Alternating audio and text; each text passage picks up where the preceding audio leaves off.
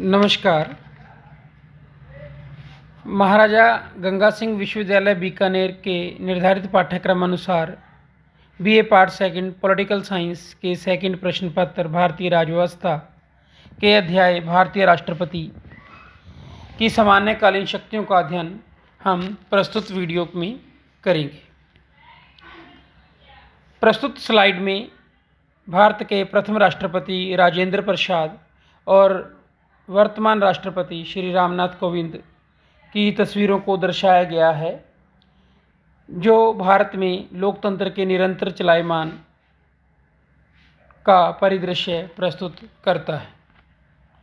भारतीय राष्ट्रपति की सामान्यकालीन शक्तियों के अंतर्गत प्रस्तुत वीडियो में हम दो प्रकार की ही शक्तियों का अध्ययन करेंगे। नंबर 1 कार्यपालिका शक्तियाँ और नंबर 2 विधायी शक्तियाँ। कार्यपालिका शक्तियों का अध्ययन हम दर्शाए गए अनुच्छेदों के अनुसार करेंगे। नंबर 1 अनुच्छेद 53 राष्ट्रपति को संघ की समस्त कार्यकारी शक्तियां प्रदान करता है। औपचारिक रूप से सभी कार्य उसी के नाम पर किए जाते हैं। इन शक्तियों का प्रयोग उसके द्वारा प्रत्यक्ष रूप से जहाँ संविधान द्वारा प्रदत्त उसके अधीनस्थ अधिकारियों के माध्यम से किया जाता है। नेक्स्ट आर्टिकल 74 राष्ट्रपति को सहायता एवं सलाह देने के लिए एक मंत्रिपरिषद होगी जिसका मुख्य प्रधानमंत्री होगा। नेक्स्ट आर्टिकल 75 का 1 प्रधानमंत्री की नियुक्ति राष्ट्रपति करेगा और अन्य मंत्रियों की नियुक्ति राष्ट्रपति प्रधानमंत्री की सलाह पर करेगा।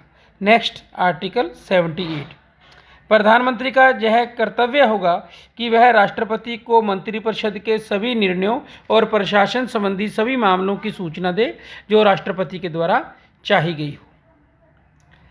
आर्टिकल 263 वह केंद्र, राज्य और अंतर्राज्यीय सहयोग को बढ़ावा देने के लिए एक अंतर्राज्यीय परिषद का गठन कर सकता है। वह स्वयं द्वारा नियुक्त प्रशासकों के माध्यम से केंद्र शासित प्रदेशों का प्रशासन प्रत्यक्ष रूप से संभालता है।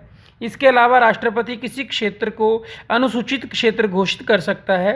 राष्ट्रपति को अनुसूचित क्षेत्र और जनजातीय क्षेत्रों के प्रशासन की शक्तियां प्राप्त हैं। राष्ट्रपति अनुसूचित जाति, अनुसूचित जनजातियों और अन्य पिछड़ा वर्गों की स्थिति की जांच के लिए एक आयोग की नियुक्ति कर सकता है। नेक्स्ट हम देखेंगे राष्ट्रपति की विधायी शक्तियां। आर्टिकल 79 राष्ट्रपति संसद के दोनों सदनों के साथ संसद का अभिन्न अंग होता है। राज्यसभा, लोकसभा और राष्ट्रपति तीनों मिलकर संसद का निर्माण होता है।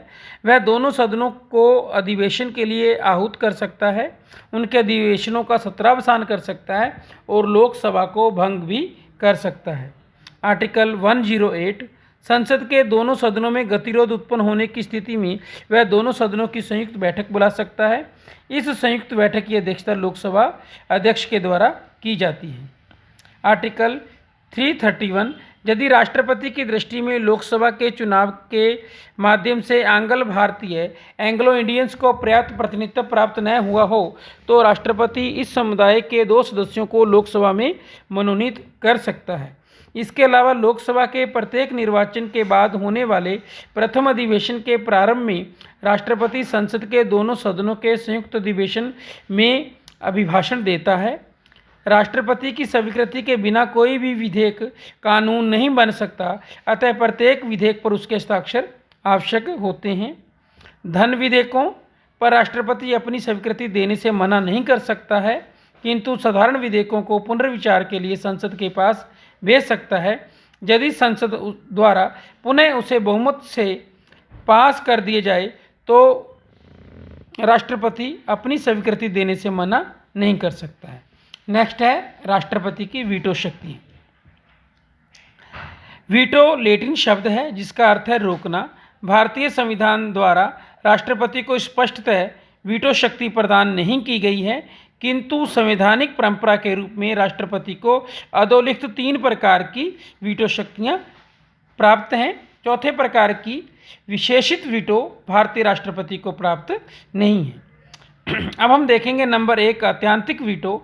इसके अंतर्गत राष्ट्रपति संसद द्वारा पारित किसी विधेयक पर अपनी राय सुरक्षित रखता है और इस कारण वह विधेयक समाप्त हो जाता है और विधेयक अधिनियम नहीं बन पाता है। सामान्यतः गैर सरकारी सदस्यों द्वारा लाए गए विधेयक पर यह वीटो लाया जाता है। गैर सरकारी सदस्य से आशय संसद का वह सदस्य जो मंत्री ना हो से होता है। नेक्स्ट है निलंबनकारी वीटो। इसके अंतर्गत राष्ट्रपति को भेजा गया कोई भी विधेयक संविधान संशोधन तथा धन विधेयक को छोड़कर राष्ट्रपति द्वारा संसद को पुनर्विचार हेतु वापस भेजा जा सकता है।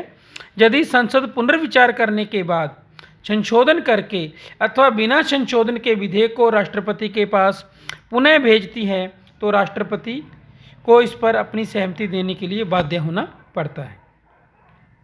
नेक्स्ट है जेबी वीटो, जिसे पॉकेट वीटो कहा जाता है। इसमें राष्ट्रपति विधेयक पर न तो अपनी सहमति देता है, न ही स्वीकृति देता है और न ही पुनर्विचार के लिए लौटाता है। वह अनिश्चित काल के लिए विधेयक को अपने पास लंबित रख सकता है।